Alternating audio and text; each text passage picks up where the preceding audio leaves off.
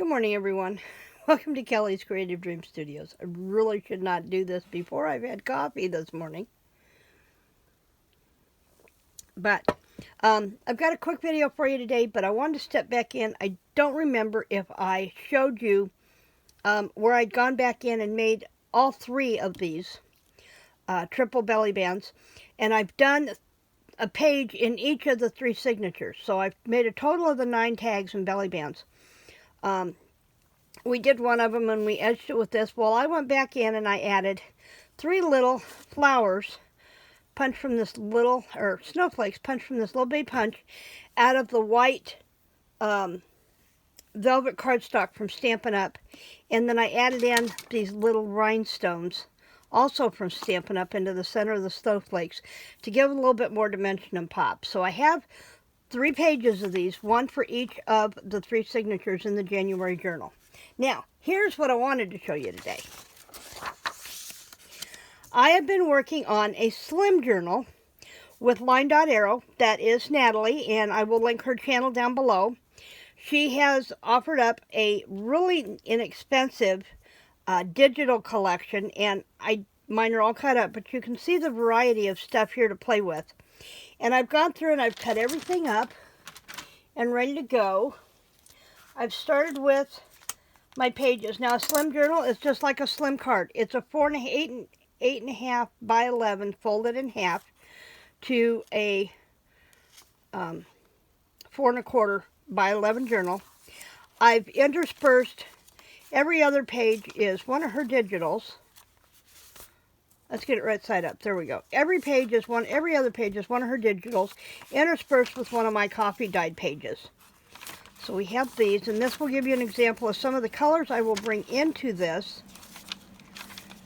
But that's all that's going to be, is just that one signature.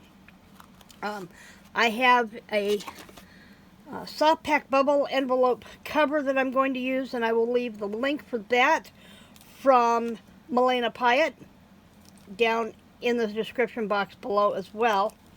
And I have coffee dyed some linen, an old sheeting that I had, and this is going to be my part of my outside cover. And then I'm going to use a couple of her pages for the inside. I also have this strip of old vintage tablecloth that's going to go on the front. Doing the lace on the top of the spine seems to have become a signature for me, so that will go in there. So we have that. I've also chosen some ribbons, and I'm using this deep wine and this green, and I may bring in one of these other 2 colors, and we'll see. But as I'm playing along, but this is the ribbon bobbins that I pulled from my stash. And then, of course, the ever vintage lace trim from Dollar Tree. I also have selected to use this ribbon from Hobby Lobby in both a narrow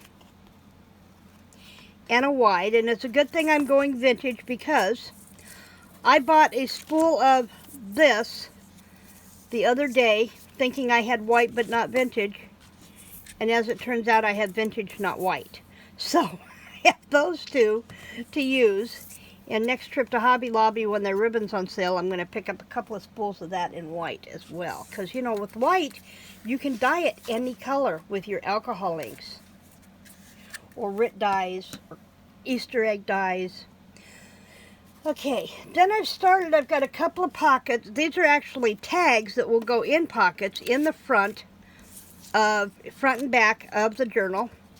And I made large tags. I have the coffee dyed music sheet on one side, and then I have lined paper on the back.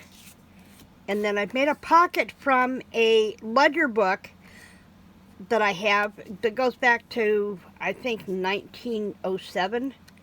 And I made a pocket that will go on this, so this will be a tag with a pocket, one in the front of the front cover and one in the inside back cover. And the pockets are actually going to be made from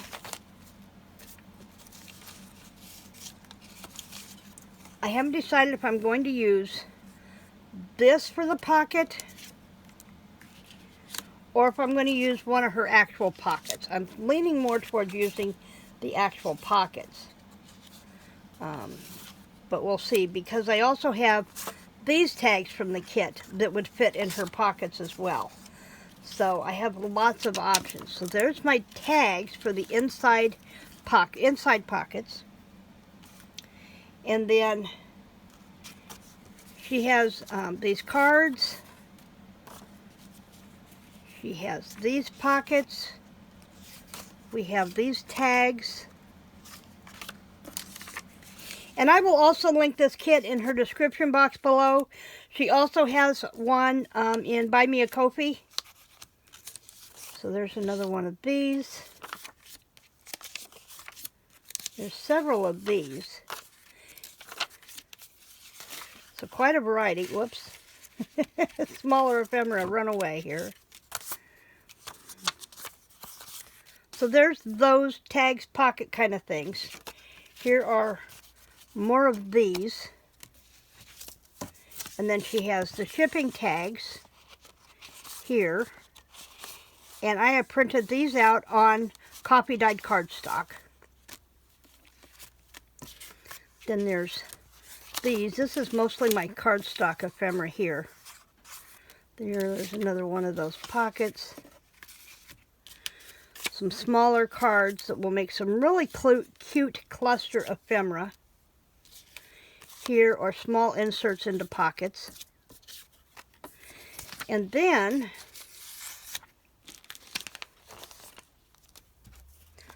the other thing, I'll go back and show you what I was going to do on those front pockets.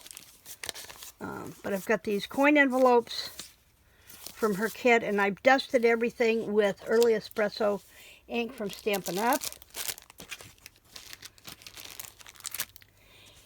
Here's part of that ledger sheet that I cut from. It's from Polk County, Missouri. And this is in the account of the county school district, of who's paying their school taxes. And this was December 29th of 1928 on this particular page.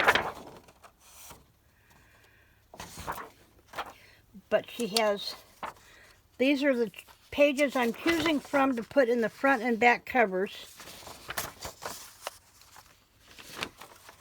And I'm leaning towards those two for the front and the back. So I have that all set up. Let me see if I can move this bigger stuff gracefully. And then she has all the smaller ephemera. Check my camera here. I have two packages of these circles that I punched.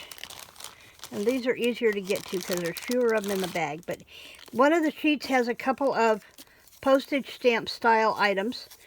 And I cut those out using my postage stamp scissors. But then there are these larger circles. And I'm going to flip her over so you can see these better.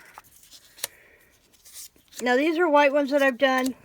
I'm not sure what I'm going to do with them. What I'm thinking is, because I have them also printed out on the copy dyed cardstock, is I may use the copy dyed cardstock as a base circle and then come back through and punch these out and layer them up on the copy dyed ones so that the flowers have got some dimensions. So I would go back and I would fussy cut this rose out and bring it up on dimensionals on this one.